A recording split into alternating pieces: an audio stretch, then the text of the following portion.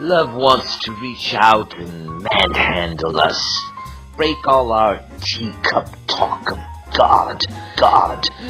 If you had the courage and could give the beloved his choice, some nights he would just drag you around the room by your hair, ripping from your grip all those toys in the world that bring you no joy. Love sometimes gets tired of speaking sweetly and wants to rip to shreds all your erroneous notions of truth that make you fight within yourself, dear one, and with others, causing the world to weep on too many fine days.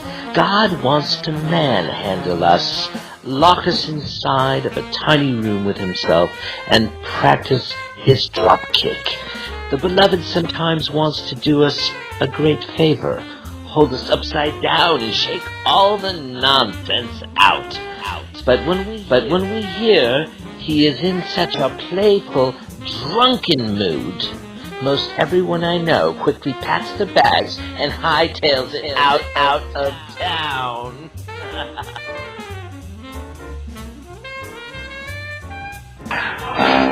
All day long, the earth shouts, "Gee, thanks." Such an exuberant gee. It starts throwing things, as if God were passing by in a parade encouraging rowdy behavior by looking so beautiful that a whole avalanche of mania swoops in.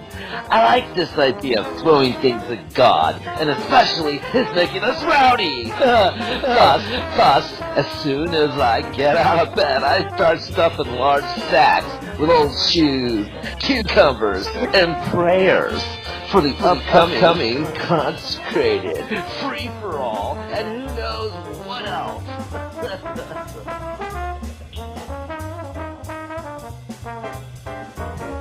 Why complain about life if you're looking for a good fish and have followed some idiot into the middle of the copper market?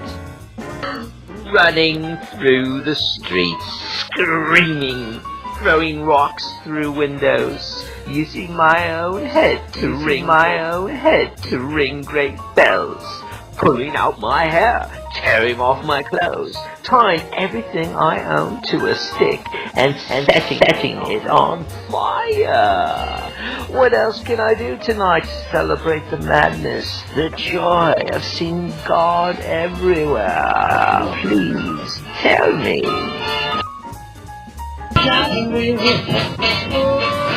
What I really want to give you, I can't.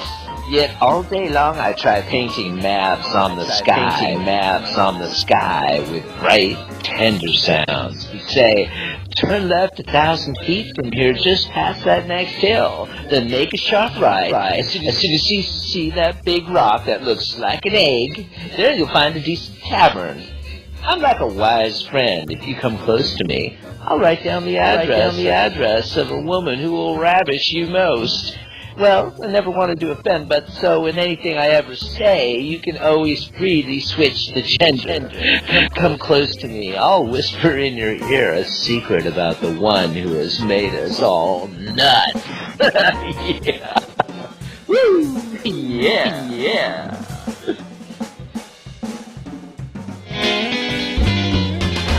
I have nothing to say.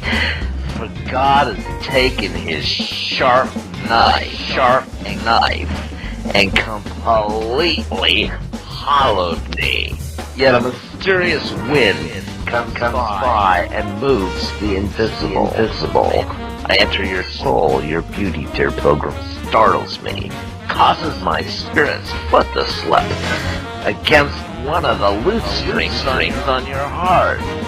Then just as I translate cries of your love as if they're my own words, I hope you won't sue this drunk old man for that.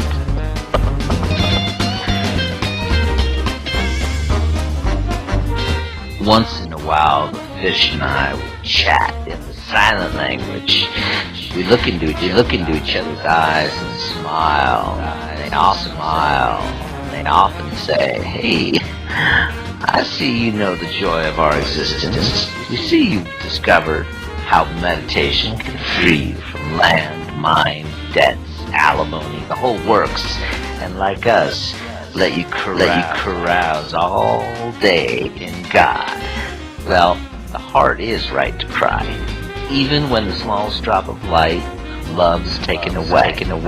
Perhaps you may kick, moan, scream in a dignified silence, but you're so right to do so, and without you, God returns to it.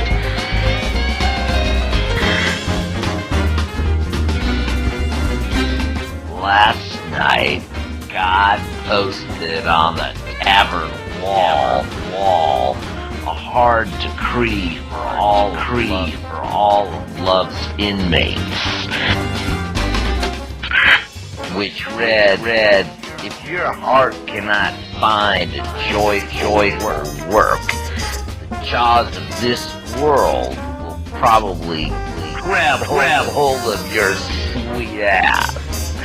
And for no reason, I started skipping like a child. For no reason, I turned into a leaf that is scary. So I kissed the sun's mouth and dissolved. And for no reason, 1,000 birds choose my head for a conference table, start passing their cups of wine and their wild songbooks all around. And for every reason in existence, I begin to eternally laugh and love. When I turn into a leaf and start dancing, I run back to our beautiful friend, and I dissolve in the truth that I am. Why go crazy if you are looking for fine silk, and you keep rubbing your hands against burlap and hemp sacks?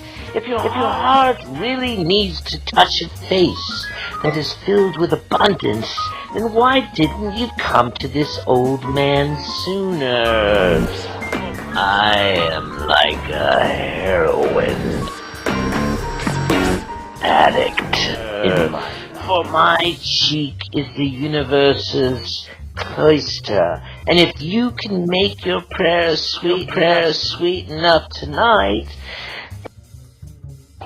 then I'll lean over and offer you, in case God is busy doing something else somewhere. Oh, the warmth in my body, in case what is more pure and alone, magnificently sovereign than God. The heart is a 1,000-stringed instrument. God coaxes my lips to speak so that your tears will not stain his green dress. It's not that the friend is vain, it's just your life we care about. Sometimes the beloved takes my pen in hand. For I'm just a simple man. The other day the old one wrote on the tavern wall, the heart is a 1,000-stringed instrument that can only be tuned with love. Everything is clapping today, light, sound, motion, all movement. A rabbit I pass pulls a symbol from a hidden pocket, then winks. This causes a few planets, and I too go nuts and start grabbing each other. Someone see this collar shrink. Tries to get me committed for being too happy. Listen, this world is the lunatic sphere. Don't always agree it's real. Even with my feet upon it and the postman knowing my door, my address is somewhere else.